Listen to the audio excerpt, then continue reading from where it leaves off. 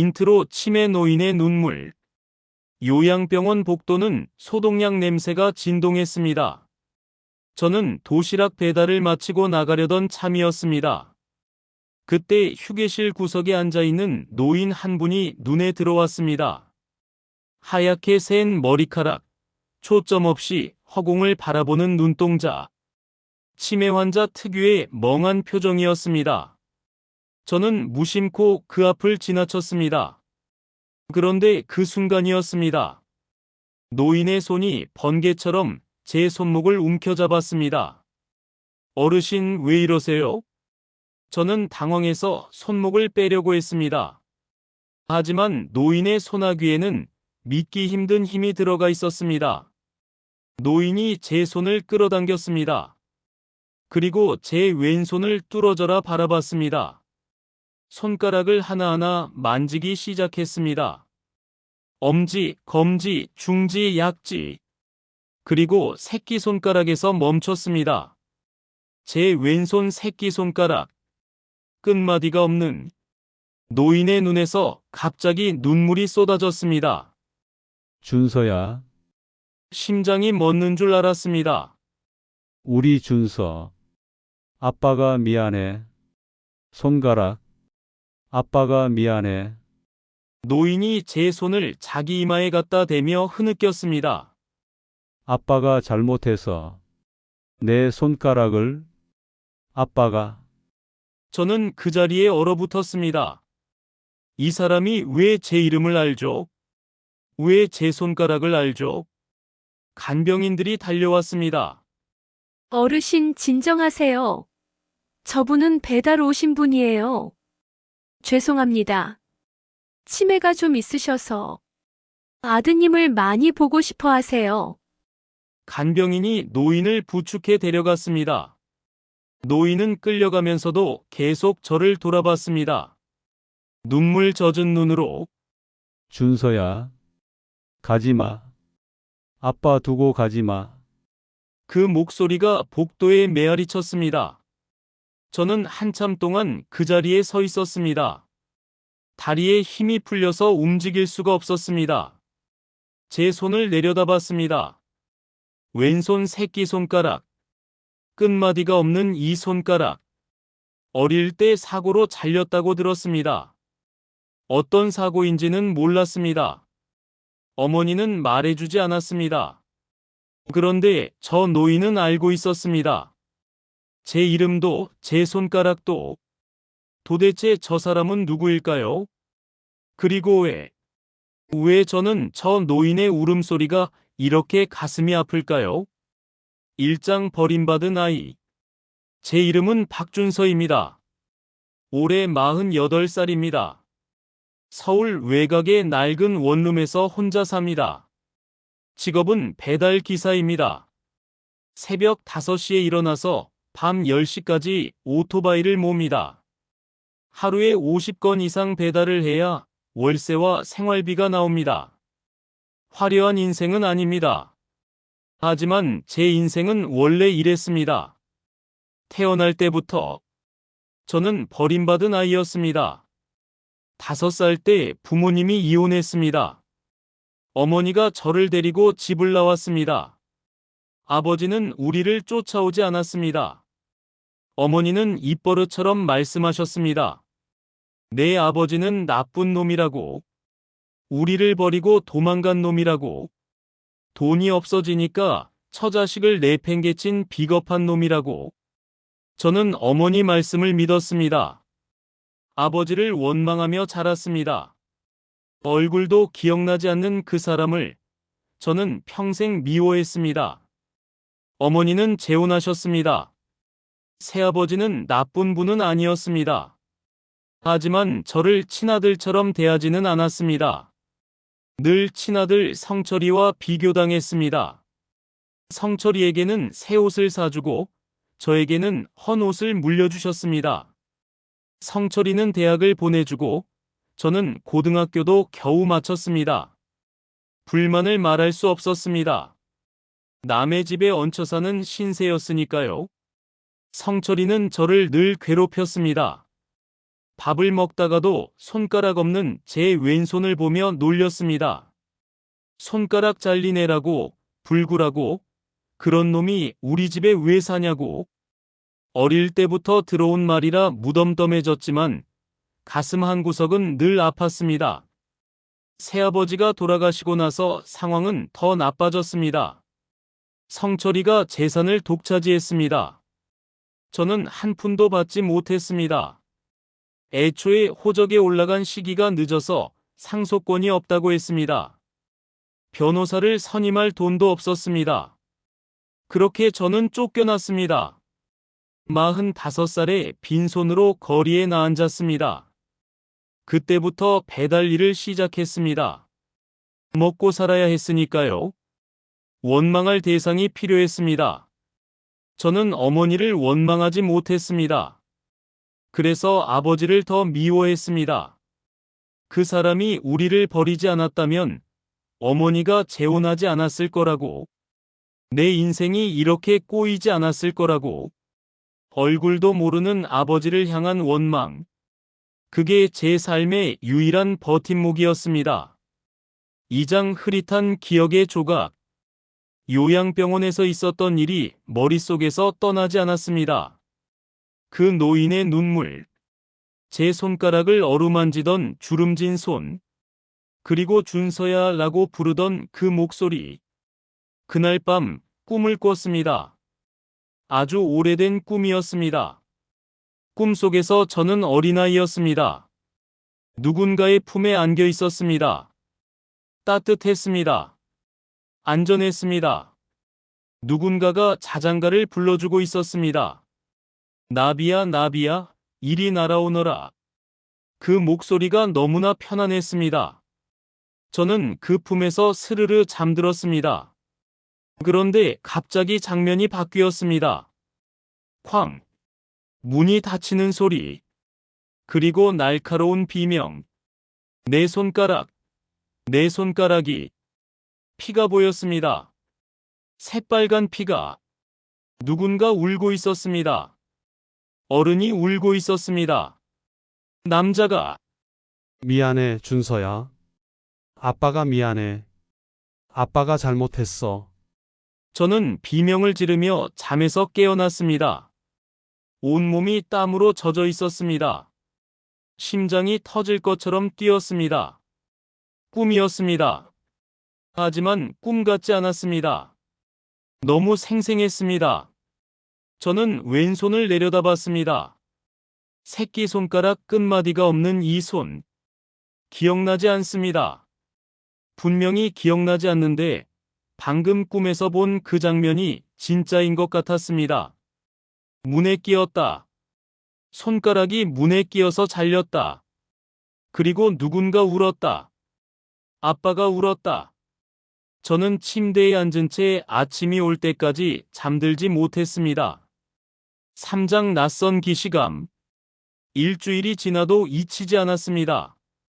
그 노인도 그 꿈도. 저는 결국 다시 그 요양병원에 갔습니다. 배달 주문이 들어오지 않아서 갔다고 스스로에게 핑계를 댔지만 사실 그건 거짓말이었습니다. 휴게실에 노인이 있었습니다. 지난번과 같은 자리에 앉아 창밖을 멍하니 바라보고 있었습니다. 저는 조심스럽게 다가갔습니다. 노인이 고개를 돌렸습니다. 저를 봤습니다. 하지만 이번에는 아무런 반응이 없었습니다. 그냥 낯선 사람을 보는 눈이었습니다. 치매 환자는 그렇다고 들었습니다. 어떤 날은 또렷하고 어떤 날은 아무것도 기억하지 못한다고. 저는 돌아서려고 했습니다. 그때 노인이 혼잣말을 중얼거렸습니다. 문 조심해야 돼. 손가락 조심해야 해. 우리 아가 손가락. 저는 발걸음을 멈췄습니다. 노인은 계속 중얼거렸습니다. 같은 말을 반복했습니다. 문이 닫힌다. 손가락 조심해. 그렇게. 꿈에서 본 장면이 떠올랐습니다. 문이 닫히는 소리. 비명. 피. 머릿속에서 뭔가가 번쩍였습니다. 아주 오래된 기억의 파편 같은 것이. 저는 서둘러 요양병원을 나왔습니다. 집으로 돌아오는 길, 오토바이를 세우고 한참을 멍하니 앉아 있었습니다. 그때 문득 어머니의 유품이 떠올랐습니다. 2년 전 어머니가 돌아가셨습니다. 암이었습니다. 병원비를 댈 형편이 안 돼서 제대로 된 치료도 못 받으셨습니다. 어머니는 호스피스 병동에서 쓸쓸히 눈을 감으셨습니다. 유품 정리를 할 때 상자 하나를 발견했습니다. 낡은 과자 상자였는데 테이프로 꽁꽁 봉인되어 있었습니다. 위에 글씨가 적혀 있었습니다. 준서에게. 엄마가 죽으면 열어봐. 저는 그 상자를 열지 않았습니다. 열고 싶지 않았습니다. 어머니에 대한 감정이 복잡했기 때문입니다. 사랑도 있었지만 원망도 있었습니다. 왜 나를 데리고 그 집으로 갔냐고. 왜 성철이네한테 구박받게 만들었냐고. 상자는 창고 깊숙이 처박아 두었습니다. 2년 동안 한 번도 꺼내지 않았습니다. 그런데 오늘 문득 그 상자가 떠올랐습니다. 혹시 그 안에 뭔가 있지 않을까? 저는 집으로 돌아가 창고를 뒤졌습니다. 사장 어머니의 고백. 상자는 창고 구석에 먼지를 뒤집어 쓴 채 놓여 있었습니다. 저는 상자를 꺼내 식탁 위에 올려놓았습니다. 손이 떨렸습니다. 왜 떨리는지 모르겠습니다. 그냥 어머니의 유품일 뿐인데. 테이프를 뜯었습니다. 상자를 열었습니다. 안에는 물건이 2개 들어 있었습니다. 사진 한 장, 그리고 편지 한 통. 사진을 먼저 집어들었습니다. 오래되어 색이 바랬습니다. 모서리가 달아 있었습니다. 사진 속에는 젊은 남자가 어린아이를 안고 있었습니다. 남자는 30살쯤 되어 보였습니다. 환하게 웃고 있었습니다. 그리고 아이의 왼손에는 붕대가 감겨 있었습니다. 심장이 쿵 내려앉았습니다. 이 아이가 나일까요? 저 남자는 누구일까요? 편지를 펼쳤습니다. 어머니의 손글씨였습니다. 삐뚤빼뚤한 글씨. 군데군데 글씨가 번져 있었습니다. 아마 울면서 쓰셨던 것 같습니다. 준서야. 엄마가 너한테 평생 거짓말을 했다. 이 편지를 쓰면서 손이 떨린다. 죽기 전에 꼭 말해야 할 것 같아서 쓴다. 내 아버지는 우리를 버린 게 아니야. 버림받은 건 아버지 쪽이었어. 그때 아버지 사업이 망했어.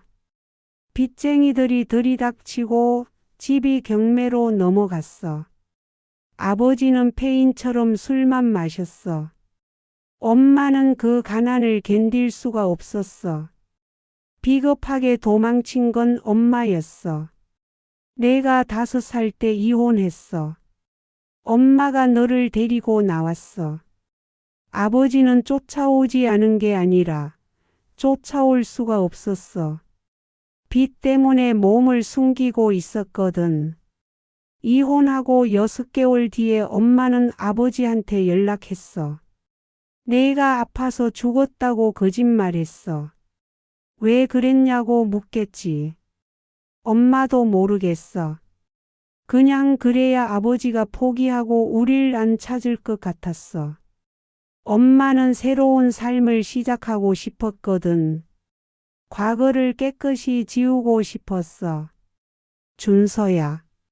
내 손가락. 그거 아버지가 일부러 그런 게 아니야. 내가 4살 때였어. 아버지가 너를 안고 나가려는데 현관문이 갑자기 닫혔어. 바람 때문이었어. 내 손가락이 문틈에 끼었어. 사고였어. 아버지가 얼마나 울었는지 몰라. 병원에서 내 손을 수술하는 동안 아버지는 복도에서 머리를 박으며 울었어. 내 잘못이다. 내 잘못이다. 그렇게 수백 번을 말했어. 아버지는 평생 그 죄책감을 안고 살았을 거야. 그런데 엄마가 아들이 죽었다고 거짓말을 했어. 아버지는 내가 죽은 줄 알고 40년을 살았어. 엄마가 너한테 아버지 욕을 한 건 내가 아버지를 그리워할까 봐 무서워서였어. 내가 아버지를 찾으면 엄마의 거짓말이 들통날까 봐. 미안해. 정말 미안해. 엄마 죽어서도 용서받지 못할 죄야. 아버지 이름은 강태수야. 아마 아직 살아 계실 거야. 찾아보렴. 그리고 대신 전해줘. 미안하다고. 엄마가 잘못했다고. 사랑한다 준서야. 못난 엄마가. 편지가 손에서 떨어졌습니다. 저는 의자에서 일어나지 못했습니다. 온몸에 힘이 빠졌습니다. 40년이었습니다. 40년 동안 저는 아버지를 원망했습니다. 우리를 버린 나쁜 놈이라고, 비겁한 놈이라고, 돈 없으니까 처자식을 팽개친 놈이라고. 그런데 진실은 정반대였습니다. 버림받은 건 아버지였습니다. 아들이 죽었다는 거짓말을 듣고 아버지는 40년을 살았습니다. 저를 찾을 수도 만날 수도 없었습니다. 죽은 줄 알았으니까요.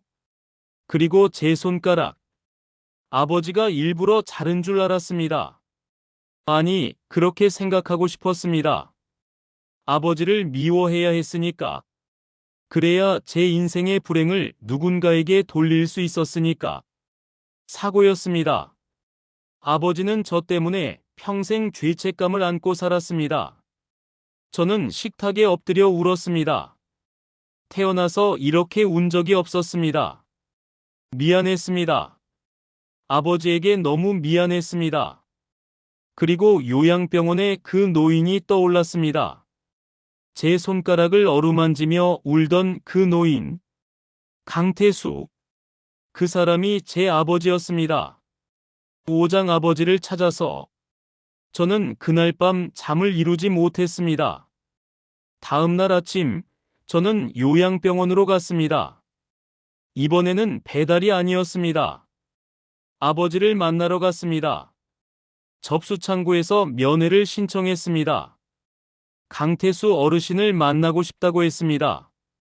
직원이 물었습니다. 보호자시냐고? 저는 대답하지 못했습니다. 아들이라고 말해야 할지 아니라고 해야 할지. 직원이 난처한 표정을 지었습니다. 보호자 동의 없이는 면회가 어렵다고 했습니다. 환자분 상태가 좋지 않아서 외부인 면회를 제한하고 있다고 했습니다. 저는 발걸음을 돌려야 했습니다. 복도를 걸어 나오는데 누군가와 부딪혔습니다. 양복을 빼입은 남자였습니다. 40대 초반쯤 되어 보였습니다. 날카로운 눈매에 차가운 인상이었습니다. 죄송합니다. 저는 고개를 숙이고 비켜서려 했습니다. 그런데 남자가 저를 위아래로 훑어봤습니다. 그리고 물었습니다. 여기 왜 왔냐고? 배달부 차림으로 뭘 하러 왔냐고? 저는 그냥 배달 왔다가 길을 잃었다고 둘러댔습니다. 남자는 의심스러운 눈초리로 저를 보더니 지나갔습니다. 나중에 안 사실이지만 그 남자가 강민호였습니다. 아버지의 둘째 아들. 제 배다른 동생이었습니다. 육장 아버지의 40년. 저는 포기하지 않았습니다. 아버지에 대해 알아보기 시작했습니다. 인터넷 검색을 했습니다. 강태수라는 이름으로. 놀랍게도 기사가 나왔습니다. 10년 전 기사였습니다. 서해건설 전무 강태수, 업계 공로상 수상. 사진이 있었습니다. 머리가 희끗한 남자가 상패를 들고 웃고 있었습니다. 요양병원에서 본 그 노인이었습니다. 10년 전이라 훨씬 젊고 건강해 보였지만 틀림없었습니다. 기사를 더 찾아봤습니다. 아버지는 파산 후 재기하셨습니다. 작은 건설 하청업체에서 시작해서 대기업 임원까지 올라가셨습니다. 5년 전 퇴임하셨고 3년 전부터 치매 진단을 받으셨습니다. 그리고 재혼하셨습니다. 제가 사라지고 몇 년 뒤에 재혼한 아내와의 사이에서 아들을 낳으셨습니다. 강민호. 저에게는 이복 동생이 있었습니다. 기사에는 아버지의 가족 이야기도 나왔습니다. 첫 번째 결혼해서 아들이 있었으나 어린 나이에 사망했다고, 그 아픔을 딛고 재기했다고, 아들의 죽음이 삶의 원동력이었다고, 가슴이 찢어지는 것 같았습니다. 아버지는 제가 죽은 줄 알고 평생을 사셨습니다. 아들을 잃은 슬픔을 안고 하루하루를 버티셨습니다. 그런데 저는 살아 있었습니다. 바로 여기에 저는 아버지에 대해 더 알고 싶었습니다. 요양병원 근처를 서성이다가 오래된 식당을 발견했습니다. 병원 직원들이 자주 오는 곳 같았습니다. 식당 주인 아주머니에게 물었습니다. 혹시 305호 강태수 어르신을 아시냐고? 아주머니가 고개를 끄덕였습니다. 안다고 했습니다. 3년 전부터 저 병원에 계시다고. 처음에는 상태가 괜찮았는데 점점 나빠지고 있다고. 그리고 아주머니가 덧붙였습니다. 참 안쓰러운 분이라고. 아드님이 가끔 오시는데 면회 오는 게 아니라 서류 들고 오신다고. 도장 받으러 오는 것 같다고. 도장이요? 아주머니가 한숨을 쉬었습니다. 재산 관련 서류 같다고. 어르신이 치매가 심해지시기 전에 빨리 처리하려는 것 같다고. 저는 마음이 싸늘해졌습니다. 민호. 그 남자가 아버지의 재산을 노리고 있다는 뜻이었습니다. 그리고 아주머니가 또 다른 이야기를 해주었습니다. 어르신이 가끔 정신이 맑을 때 이런 말씀을 하신다고. 우리 준서 손가락. 내 잘못이야. 그 말을 반복하신다고. 40년 전에 돌아가신 첫째 아드님 이야기라고. 저는 고개를 숙였습니다. 눈물이 나올 것 같았습니다. 아버지는 40년 동안 저를 잊지 않으셨습니다. 치매가 와서 모든 걸 잊어도 저만은 기억하고 계셨습니다. 해시태그 7장 숨겨진 형제. 며칠 후 저는 요양병원을 다시 찾았습니다. 면회가 안 되면 다른 방법을 찾을 생각이었습니다. 그런데 병원 앞에서 그 남자를 다시 만났습니다. 강민호. 제 이복 동생. 민호가 저를 발견하고 눈을 가늘게 떴습니다. 지난번에 부딪힌 배달부가 왜 또 왔는지 의아한 표정이었습니다. 저는 그냥 지나치려 했습니다. 하지만 민호가 제 앞을 가로막았습니다. 민호가 물었습니다. 자꾸 왜 여기 오냐고. 도대체 뭐가 목적이냐고. 저는 대답하지 못했습니다. 민호가 제 얼굴을 뚫어지라 쳐다봤습니다. 그러더니 갑자기 표정이 굳어졌습니다. 뭔가를 깨달은 것 같았습니다. 민호가 낮은 목소리로 물었습니다. 설마 당신 누구냐고. 저는 침묵했습니다. 민호의 눈빛이 싸늘하게 변했습니다. 그리고 제 손을 봤습니다. 왼손을. 새끼손가락이 없는. 민호의 얼굴이 창백해졌습니다. 며칠 후 민호가 저를 찾아왔습니다. 저녁 배달을 마치고 집으로 돌아오는 길이었습니다. 골목 어귀에 검은 세단이 서 있었습니다. 민호가 차에서 내려 제 앞에 섰습니다. 민호가 단도직입적으로 말했습니다. 당신이 누군지 알아냈다고. 강준석. 아버지의 첫째 아들. 40년 전에 죽은 줄 알았던 형이라고. 저는 부정하지 않았습니다. 민호의 표정이 일그러졌습니다. 왜 이제 와서 나타났냐고 물었습니다. 40년 동안 코빼기도 안 비치더니 왜 지금이냐고. 저는 대답했습니다. 저도 몰랐다고. 아버지가 살아계신 줄, 저를 찾고 계셨던 줄 몰랐다고, 어머니가 거짓말을 했다고, 민호가 비웃었습니다. 거짓말 잘하신다고, 아버지 재산 노리고 나타난 거 아니냐고. 저는 황당했습니다. 재산이라뇨? 저는 그런 거 바라지 않는다고 했습니다. 그냥 아버지를 만나고 싶을 뿐이라고. 민호의 눈빛이 더 차가워졌습니다. 그러더니 협박을 했습니다. 다시는 아버지 근처에 얼씬거리지 말라고. 40년 동안 없던 아들이었으니 앞으로도 없는 거라고. 건드리면 인생 끝장내겠다고. 저는 주먹을 불끈 쥐었습니다. 하지만 참았습니다. 민호가 떠났습니다. 검은 세단이 골목을 빠져나갔습니다. 저는 그 자리에 한참 서 있었습니다. 팔짱 민호의 음모. 며칠 후 이상한 일이 벌어지기 시작했습니다. 배달 일이 끊겼습니다. 갑자기 앱에서 배달 요청이 들어오지 않았습니다. 고객센터에 문의했더니 계정이 정지됐다고 했습니다. 사유는 허위 리뷰 조작이라고. 말도 안 되는 소리였습니다. 저는 그런 짓을 한 적이 없습니다. 다른 배달 앱에 가입하려고 했습니다. 하지만 심사에서 탈락했습니다. 이유를 알 수 없었습니다. 집주인에게서 연락이 왔습니다. 다음 달부터 월세를 올리겠다고 했습니다. 2배로. 이상했습니다. 동시에 이런 일들이 벌어지다니. 그제야 깨달았습니다. 민호였습니다. 민호가 손을 쓴 거였습니다. 저를 망하게 만들려고. 아버지 근처에 얼씬거리지 못하게. 분노가 치밀었습니다.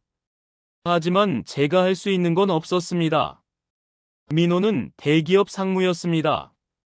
돈도 있고 인맥도 있었습니다. 저는 빈털터리 배달부였습니다. 하루하루가 막막해졌습니다. 배달 일이 없으니 수입이 끊겼습니다. 월세도 낼 수 없었습니다. 일주일 후 더 끔찍한 일이 벌어졌습니다. 밤늦게 집으로 돌아오는 길이었습니다. 골목이 어두웠습니다. 가로등이 꺼져 있었습니다. 갑자기 뒤에서 발소리가 들렸습니다. 돌아보려는 순간 머리에 둔탁한 충격이 왔습니다. 눈앞이 하얘졌습니다. 그리고 바닥에 쓰러졌습니다. 누군가 저를 때리기 시작했습니다. 발로 차고 주먹으로 때렸습니다. 한 명이 아니었습니다. 여러 명이었습니다. 경고야. 누군가가 제 귀에 속삭였습니다. 다시 아버지 근처에 얼씬거리면 죽는다. 그리고 발소리가 멀어졌습니다. 저는 골목 바닥에 쓰러진 채 움직일 수 없었습니다. 온몸이 아팠습니다. 피가 흘렀습니다. 얼마나 지났을까요? 지나가던 행인이 저를 발견하고 119에 신고했습니다. 저는 병원으로 실려갔습니다. 부장 아버지가 찾아오다 병원 침대에 누워 있었습니다. 갈비뼈가 2대 부러졌고 온몸에 멍이 들었습니다. 의사가 2주는 입원해야 한다고 했습니다. 저는 천장을 바라보며 생각했습니다. 포기해야 하나? 민호가 이렇게까지 하는데 제가 이길 수 있을까? 아버지를 만나봤자 뭐가 달라질까? 절망이 밀려왔습니다. 그때 병실 문이 열렸습니다. 간호사가 들어왔습니다. 표정이 당황한 것 같았습니다. 밖에 어르신 한 분이 찾아오셨다고 했습니다. 요양병원에서 나오신 것 같다고, 환자복을 입고 계신다고, 경찰도 찾고 있다고 했습니다. 저는 직감했습니다. 침대에서 일어나려고 했습니다. 온몸이 아팠지만 상관없었습니다. 병실 문이 다시 열렸습니다. 아버지가 서 계셨습니다. 요양병원 환자복 차림이었습니다. 맨발이었습니다. 머리카락은 헝클어져 있었고 눈은 충혈되어 있었습니다. 하지만 눈빛만은 또렷했습니다. 저를 똑바로 바라보고 계셨습니다. 아버지가 비틀거리며 제 침대로 다가오셨습니다. 그리고 제 이름을 부르셨습니다. 준서야 하고 그 한마디에 저는 무너졌습니다. 아버지가 제 손을 잡으셨습니다. 왼손을, 새끼손가락을 어루만지셨습니다. 다쳤다며, 우리 아들 다쳤다며 눈물을 흘리셨습니다. 나중에 안 사실입니다. 아버지는 요양병원에서 제가 다쳤다는 소식을 들으셨습니다. 어떻게 들으셨는지는 모릅니다. 치매 환자인데 어떻게 알았는지. 아버지는 요양병원을 빠져나오셨습니다. 아무도 모르게 맨발로 저를 찾아 헤매셨습니다. 경비원도 간호사도 막지 못했습니다. 아버지는 오직 저만 생각하셨습니다. 아들이 다쳤다, 가야 한다. 그 생각 하나로 여기까지 오신 거였습니다. 저는 아버지를 끌어안았습니다. 울었습니다. 아버지도 우셨습니다. 아버지는 미안하다고 하셨습니다. 지켜줬어야 했는데 또 다치게 했다고. 아버지는 제 상처를 자신의 탓으로 여기셨습니다. 40년 전 손가락처럼 저는 고개를 저었습니다. 아버지 잘못이 아니라고, 전 괜찮다고 말씀드렸습니다. 아버지가 제 얼굴을 두 손으로 감싸셨습니다. 내 아들이 살아있었다고, 진짜 살아있었다고 하셨습니다. 해시태그 10장 아버지의 비밀 금고. 아버지는 병원에서 하룻밤을 보내셨습니다. 제 옆에서 간호사들이 말렸지만 소용없었습니다. 아버지는 제 손을 놓지 않으셨습니다. 다음 날 요양병원에서 사람들이 왔습니다. 아버지를 모시러 온 거였습니다. 그리고 민호도 왔습니다. 민호가 저를 노려봤습니다. 눈빛이 살벌했습니다. 민호가 간호사에게 말했습니다. 저 사람은 사기꾼이라고, 아버지의 치매를 이용해서 접근한 거라고. 저는 반박하려 했습니다. 하지만 아버지가 먼저 말씀하셨습니다. 사기꾼이 아니라고. 민호가 당황했습니다. 아버지가 제 손을 들어 보이셨습니다. 왼손을, 이 손가락을 보라고 하셨습니다. 자신이 다치게 한 거라고. 40년 전에 이 애가 자신의 아들이라고 하셨습니다. 민호의 얼굴이 창백해졌습니다. 아버지가 민호를 바라보셨습니다. 이 형이 진짜 형이라고 말씀하셨습니다. 민호가 입술을 깨물었습니다. 아무 말도 못했습니다. 아버지가 다시 저를 보셨습니다. 보여줄 게 있다고 하셨습니다. 아버지는 요양병원으로 돌아가셨습니다. 저도 따라갔습니다. 아직 다 낫지 않았지만 아버지를 따라가야 했습니다. 아버지의 병실에는 낡은 캐비닛이 하나 있었습니다. 아버지가 그 캐비닛 서랍을 열으셨습니다. 안에는 금고가 있었습니다. 작은 금고. 아버지가 떨리는 손으로 비밀번호를 누르셨습니다. 0416. 제 생일이었습니다. 4월 16일. 금고가 열렸습니다. 저는 그 안을 보고 숨이 멎었습니다. 해시태그 11장 40년의 그리움. 금고 안에는 물건들이 가득 차 있었습니다. 장난감. 작은 장난감들이 있었습니다. 로봇, 자동차, 블록. 포장이 뜯기지 않은 것들이 대부분이었습니다. 저는 손을 뻗어 장난감 하나를 집어들었습니다. 로봇이었습니다. 포장지에 먼지가 쌓여 있었지만 상태는 깨끗했습니다. 이게 뭐냐고 여쭤봤습니다. 아버지가 대답하셨습니다. 제 생일 선물이라고. 아버지는 매년 제 생일마다 선물을 사셨다고 했습니다. 제가 좋아할 것 같은 걸로. 주지 못할 걸 알면서도. 저는 금고 안을 다시 들여다봤습니다. 장난감만 있는 게 아니었습니다. 편지 봉투가 있었습니다. 수십 개의 편지 봉투. 편지 봉투를 꺼냈습니다.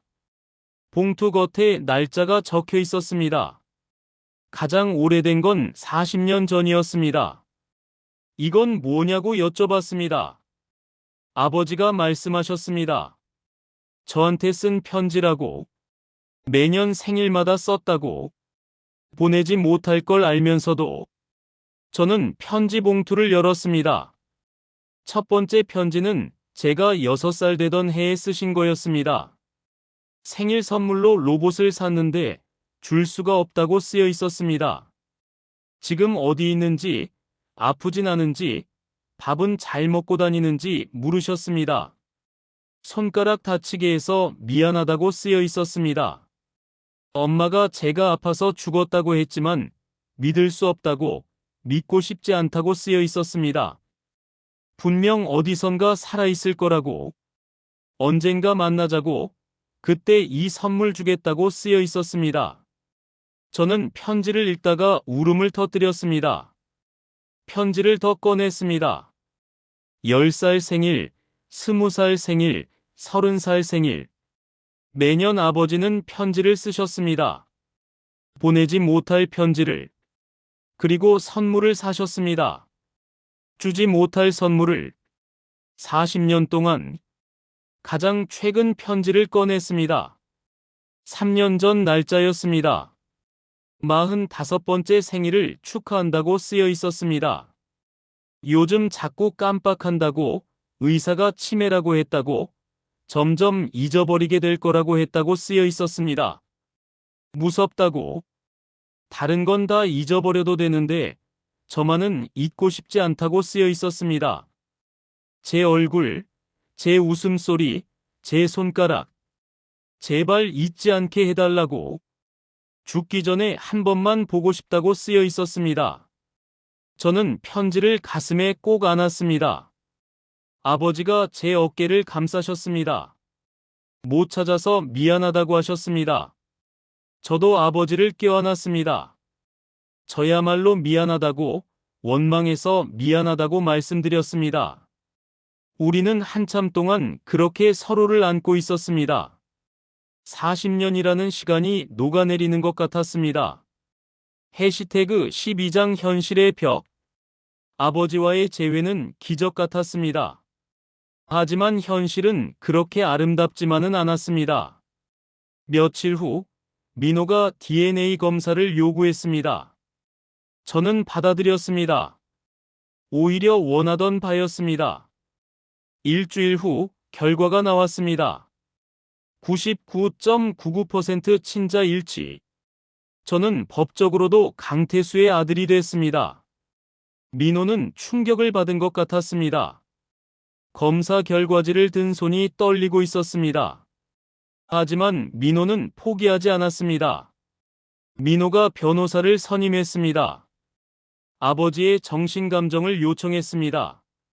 치매 환자의 판단 능력을 문제 삼았습니다. 제가 아버지를 속였다고 주장했습니다. 싸움이 길어졌습니다. 저는 변호사를 선임할 돈이 없어서 법률구조공단에 도움을 요청했습니다. 몇 달이 지났습니다. 법적 공방이 이어졌습니다. 저는 지쳐갔습니다. 그래도 포기할 수 없었습니다. 이제 막 찾은 아버지였으니까요. 해시태그 13장 민호의 진실. 어느 날 저녁입니다. 요양병원 복도에서 민호와 마주쳤습니다. 민호는 혼자였습니다. 민호가 저를 노려보며 왜 나타난 거냐고 물었습니다. 40년 동안 잘 살았으면서 왜 이제 와서 다 망쳐놓냐고. 저는 망치려고 온 게 아니라고 대답했습니다. 그냥 아버지를 만나고 싶었을 뿐이라고. 민호가 비웃었습니다. 순진한 척하지 말라고. 다 돈 때문이고 재산 때문이라고 했습니다. 저는 고개를 저었습니다. 재산 같은 거 필요 없다고. 그냥 가족이 갖고 싶었을 뿐이라고 했습니다. 민호의 표정이 순간 흔들렸습니다. 하지만 금방 다시 굳어졌습니다. 민호가 목소리를 높였습니다. 자기는 40년 동안 아버지 곁에 있었다고 했습니다. 그런데 아버지가 뭘 했는지 아냐고.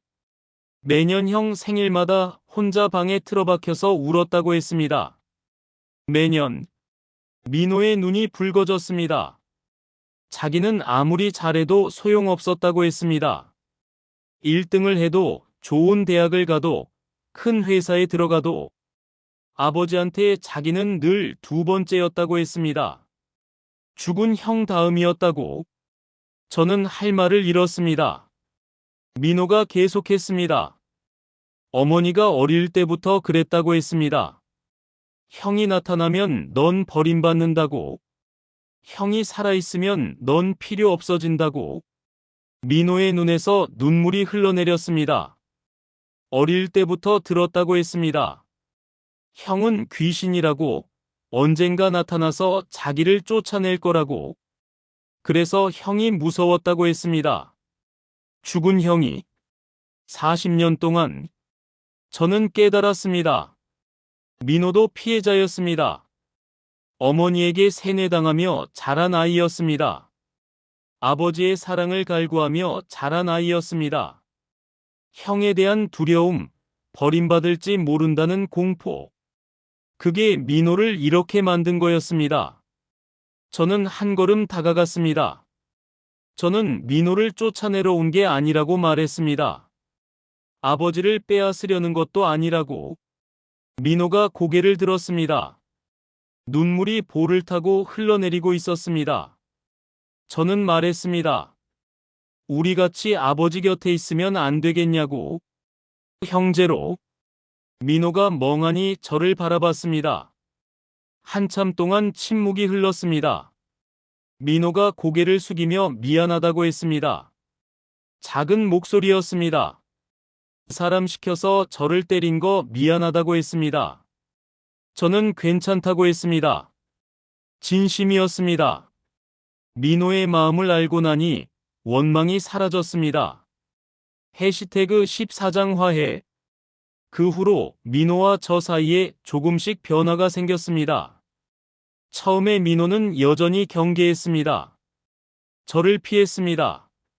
하지만 완전히 적대하지는 않았습니다. 법적 소송도 취하했습니다.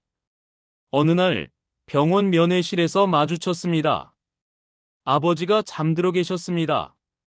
저와 민호는 침대 양쪽에 앉아 있었습니다. 아무 말도 하지 않았습니다. 한참 후에 민호가 먼저 입을 열었습니다. 어렸을 때 아버지가 이런 말을 한 적이 있다고 했습니다. 내 형이 살아있었으면 좋은 형이 됐을 거라고. 민호가 쓰게 웃었습니다. 그 말이 그렇게 싫었다고 했습니다. 죽은 형한테 지는 기분이었다고. 저는 아무 말도 하지 못했습니다. 민호가 저를 봤습니다. 근데 이제 보니까 아버지 말이 틀리지 않았다고 했습니다. 저는 놀라서 민호를 봤습니다. 민호가 고개를 숙이며 미안하다고 했습니다. 그리고 저를 형이라고 불렀습니다. 저는 민호의 손을 잡았습니다. 나야말로 미안하다고, 갑자기 나타나서 미안하다고 했습니다. 민호가 고개를 저었습니다. 제 잘못이 아니라고, 다 어머니 때문이라고 했습니다. 아니, 어머니도 불쌍한 사람이었던 것 같다고 했습니다.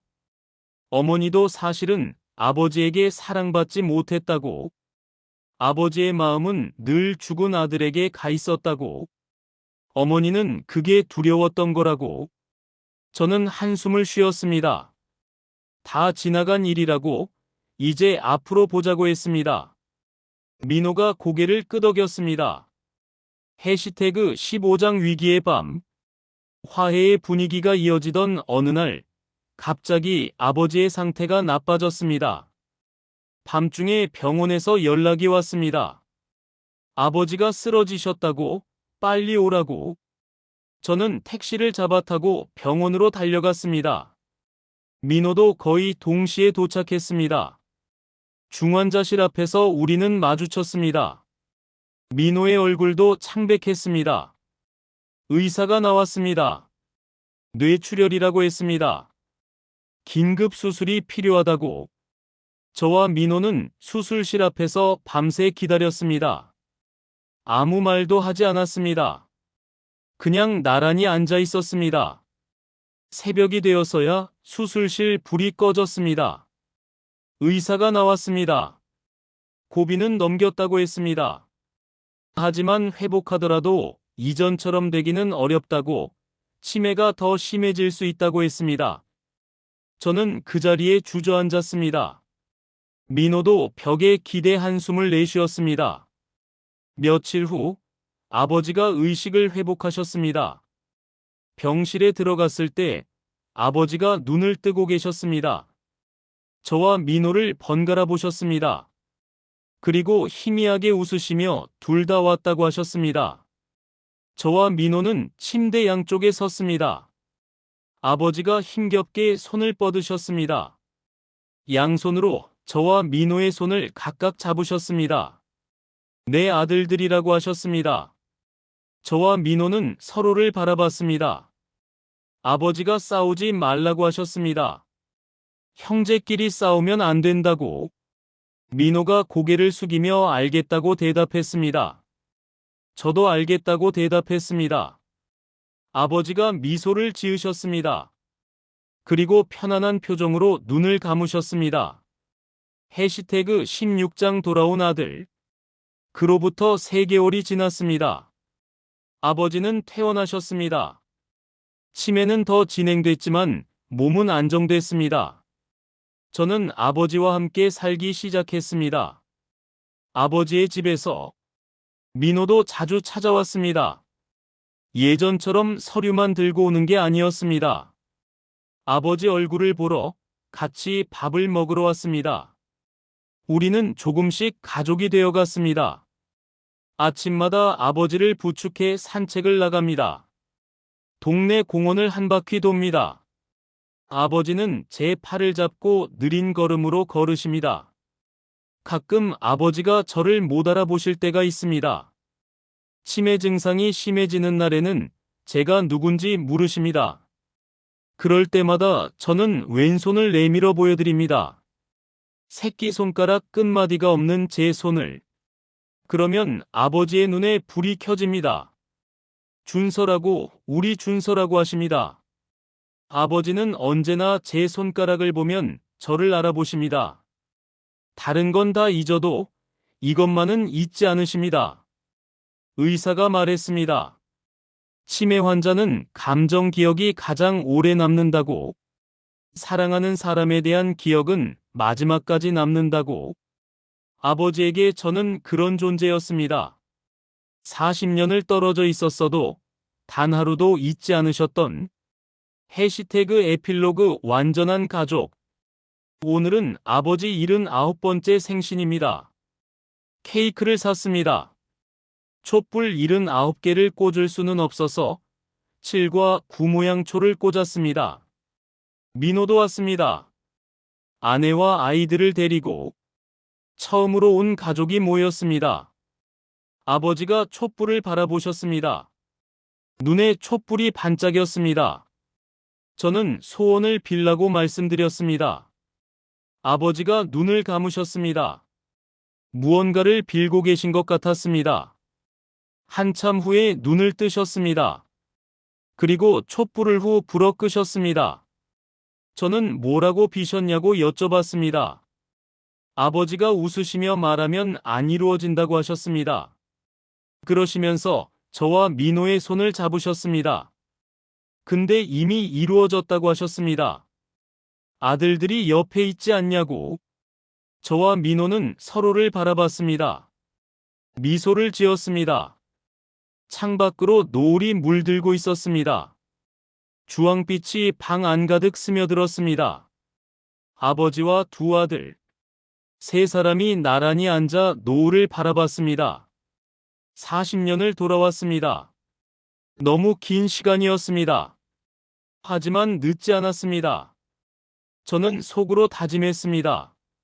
남은 시간 아버지 곁에서 지키겠다고.